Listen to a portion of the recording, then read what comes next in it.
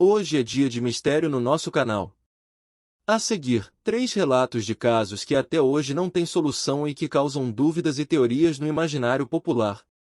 Antes de mais nada, já deixe seu like e se inscreva no canal para receber mais conteúdo como esse. Em 2010, uma menina de 4 anos desapareceu. Ao longo de uma semana, todos foram procurá-la. 9 dias depois, ela foi encontrada espremida entre a borda do colchão e a estrutura inferior. Durante um verão quente em 2010, uma menina mexicana de 4 anos desapareceu de um dia para o outro. Toda a comunidade mexicana procurou por ela. 9 dias depois, ela foi encontrada na borda inferior de sua cama, espremida entre o colchão e a estrutura.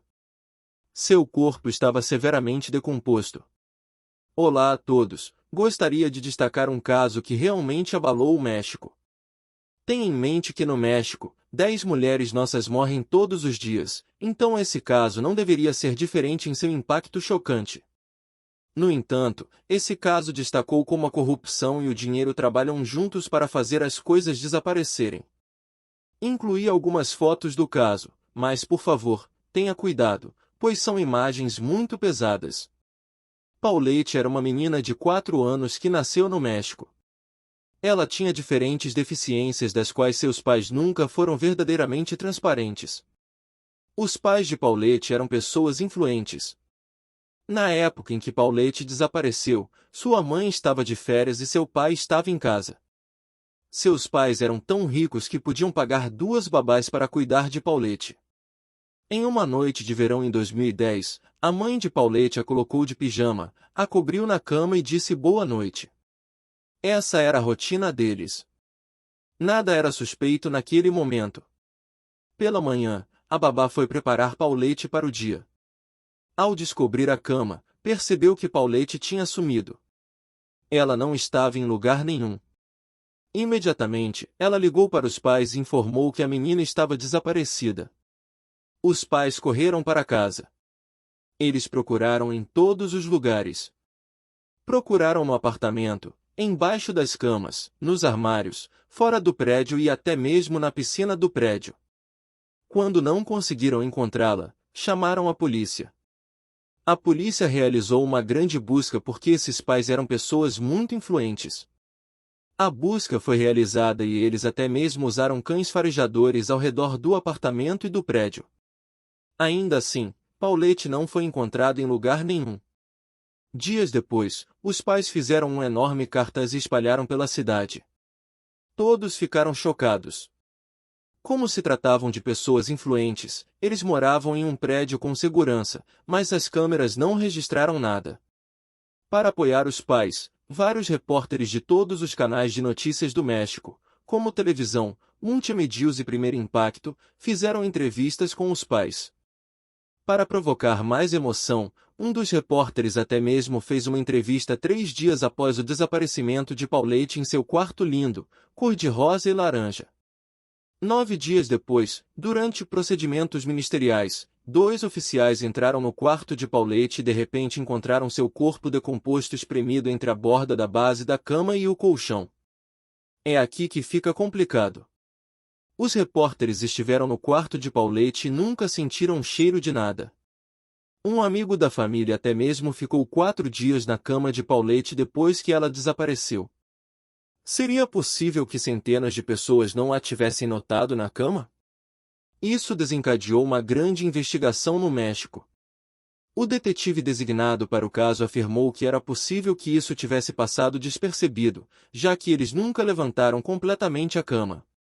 O amigo compartilhou que nunca sentiu nada e quando as babás arrumavam a cama, elas não pensavam em trocar os lençóis durante aqueles 9 dias. O prédio do apartamento deles foi coberto com um grande lençol branco, onde apenas pessoas com crachás e familiares poderiam entrar.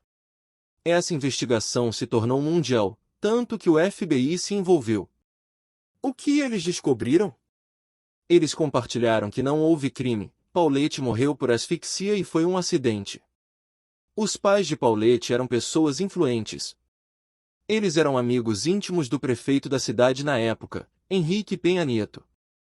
Esse nome soa familiar? Isso porque um ano depois ele foi nomeado presidente do México. Pouco tempo depois de assumir o cargo, ele nomeou o detetive do caso como procurador-geral do México, mesmo ele tendo falhado nesse caso. Muitos desses fatos são repugnantes. Devido ao clamor e opiniões divergentes, a Netflix recentemente lançou uma série baseada nesse caso.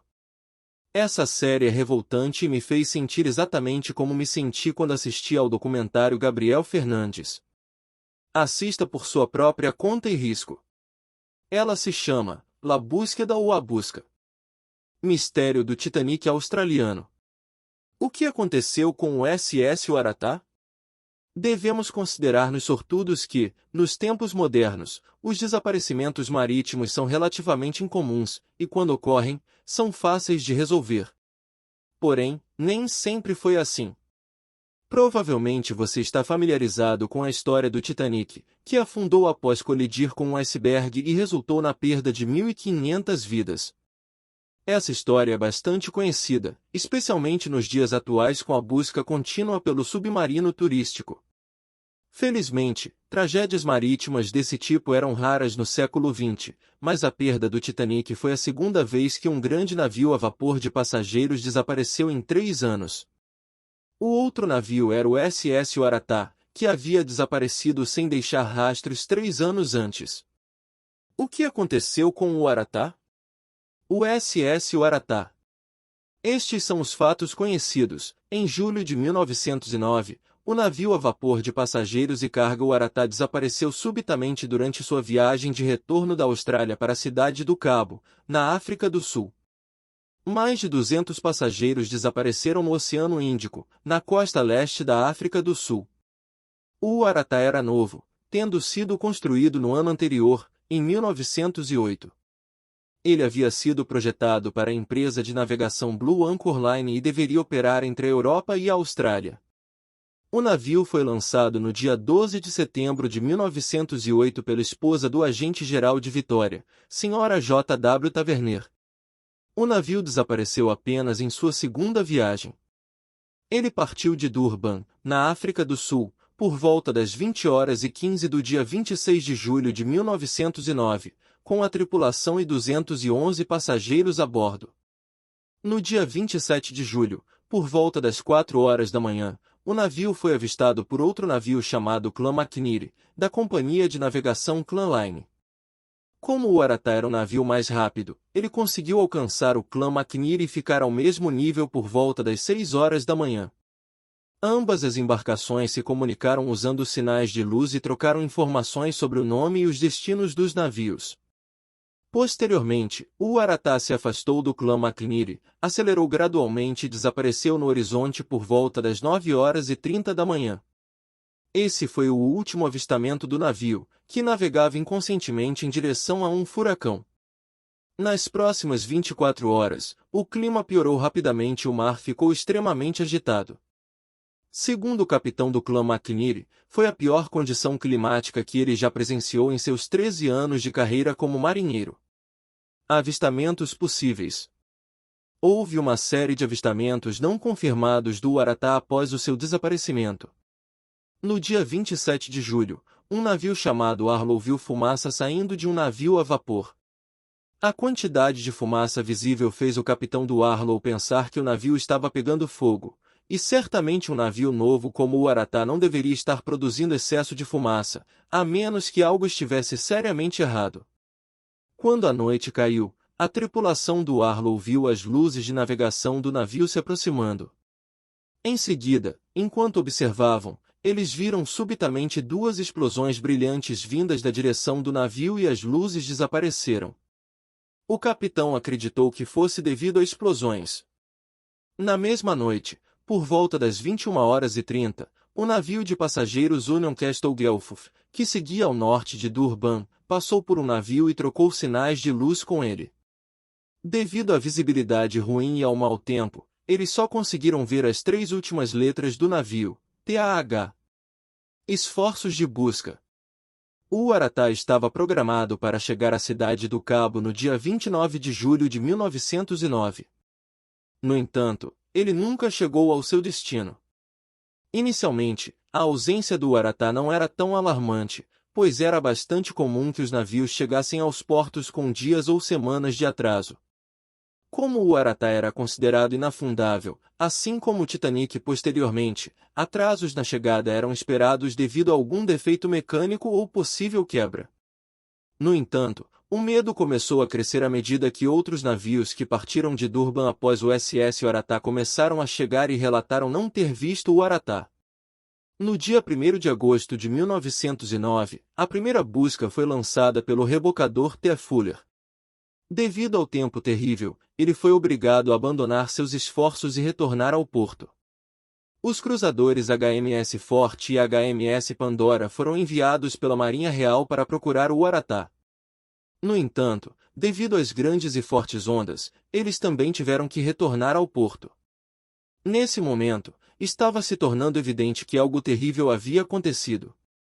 No dia 13 de agosto de 1909, o navio a vapor chamado Insisva relatou ter avistado vários corpos na foz do rio Mliase, onde o Waratah foi visto pela última vez.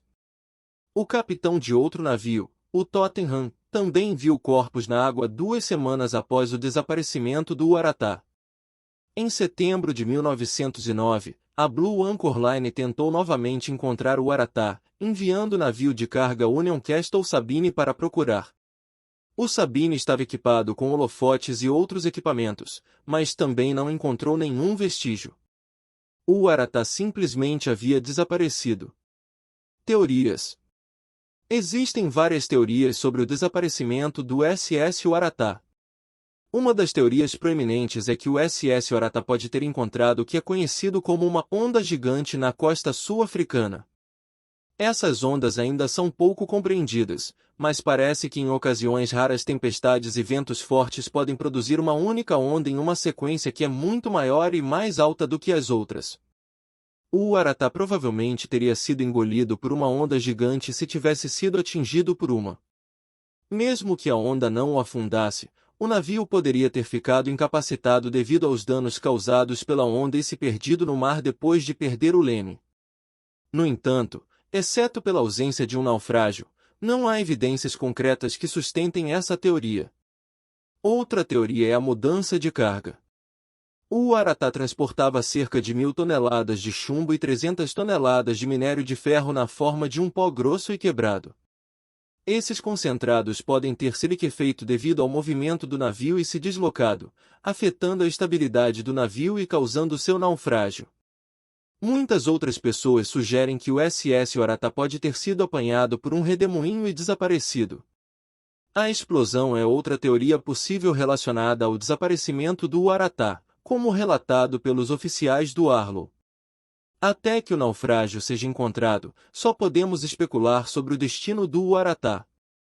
Em abril de 2022, a família de Johnny Cashan foi informada de que ele morreu devido a um problema médico.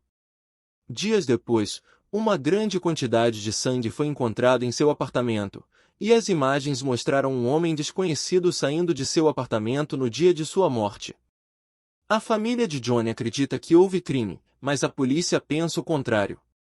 Enquanto pesquisava esse caso, encontrei outro caso semelhante, o de Brandon Embry. Devido às suas semelhanças, decidi escrever uma postagem para cada um. O caso de Brandon pode ser encontrado aqui. Vou disponibilizar o link novamente no final da postagem para quem quiser ir diretamente de um caso para o outro. Johnny tinha 38 anos na época de sua morte. Ele vivia sozinho em um apartamento em Lynchburgo, VA, enquanto sua irmã Sarah e seus pais residiam no Maine. Johnny era descrito como um bom homem com um coração generoso, mas infelizmente sofria de ansiedade, transtorno bipolar e dependência de álcool. Apesar da distância, Johnny permanecia próximo de sua família e falava com sua mãe diariamente. Em 14 de abril de 2022, a comunicação de Johnny parou subitamente. Nos dias seguintes, sua família ficou cada vez mais preocupada. Após vários dias sem contato com Johnny, sua família entrou em contato com o Departamento de Polícia de Lynchburg para fazer uma verificação de bem-estar. 19 de abril de 2022. Em 19 de abril, Policiais do Departamento de Polícia de Lynchburg foram ao endereço de Johnny, na rua Kemper, número 1415, para fazer uma verificação de bem-estar. Ao entrar no apartamento, eles encontraram Johnny no chão, sem vida. A polícia entrou em contato com a família de Johnny e informou que ele havia sido encontrado morto em seu apartamento, indicando que parecia ser por causas naturais. A mãe de Johnny disse ao policial que ele tinha condições médicas pré-existentes, e essas informações foram repassadas ao médico legista-chefe. Os investigadores recusaram fazer uma autópsia, e acreditando que a morte foi por causas naturais, deram permissão para mover o corpo. O médico legista local examinou o corpo e concluiu que não havia traumas. A ABC 13 obteve uma cópia do relatório do médico legista, que afirmava: sangue com fezes encontrado em toda a casa, provavelmente um sangramento gastrointestinal conforme indicado pelos investigadores. Sem traumas, sem drogas, nada suspeito. Ao falar novamente com a família, os investigadores informaram que Johnny havia morrido devido a uma condição médica. O pai de Johnny perguntou aos investigadores se havia algum sinal de violência ou suicídio, e os investigadores confirmaram que a morte foi por causas naturais. Os investigadores também confirmaram que não haveria autópsia. A família não tinha motivo para duvidar da polícia, acreditando que ele havia morrido por causas naturais, cremaram o corpo de Johnny. A cena e as imagens do ringue. 10 dias depois, em 29 de abril, com permissão da família de Johnny, sua ex-namorada e sua mãe foram ao apartamento dele para pegar algumas coisas. Ao entrar no apartamento, elas não estavam preparadas para o que descobriram. O apartamento estava em desordem e havia grande quantidade de sangue por toda parte. Chocadas com o que viram, elas imediatamente tiraram fotos do que descobriram. Todas podem ser encontradas aqui.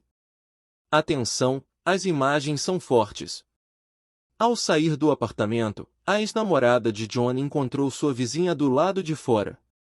Ela imediatamente mostrou as fotos que havia tirado do apartamento, e elas disseram que tinham uma câmera de segurança do tipo Ring. As duas começaram a analisar os clipes de vídeo até encontrarem as imagens do dia em que se acredita que Johnny morreu. A câmera estava direcionada diretamente para as escadas em frente ao endereço do vizinho, com o apartamento de Johnny à esquerda no topo das escadas. Em 14 de abril, no último dia em que Johnny falou com sua mãe, é possível ver Johnny voltando para seu apartamento às 15h03. Johnny parece saudável, subindo as escadas com energia e entrando em seu apartamento. Nesse ponto do vídeo, tudo o que se pode ver são as escadas e a porta fechada do apartamento de Johnny. Menos de 1 minuto após Johnny entrar em seu apartamento, é possível ouvir uma voz masculina gritando: "Cara, que porra é essa? O que você está fazendo, cara? Ei, que porra, cara?" Em seguida, ouvem-se barulhos de pancadas e um homem gritando "pare" várias vezes. Às 15h11, 8 minutos depois que Johnny entrou no apartamento, é possível ver um homem saindo do apartamento de Johnny. Ele fecha a porta atrás de si, desce as escadas, vira-se e volta. O homem parece puxar a manga sobre a mão e limpar a maçaneta da porta. Em seguida, ele desce as escadas e sai do prédio. Nesse momento, é possível ouvir uma voz masculina, presumivelmente Johnny, pedindo ajuda. O vídeo pode ser encontrado aqui. Há um vídeo completo, não editado no Facebook, mas infelizmente não posso fornecer o link.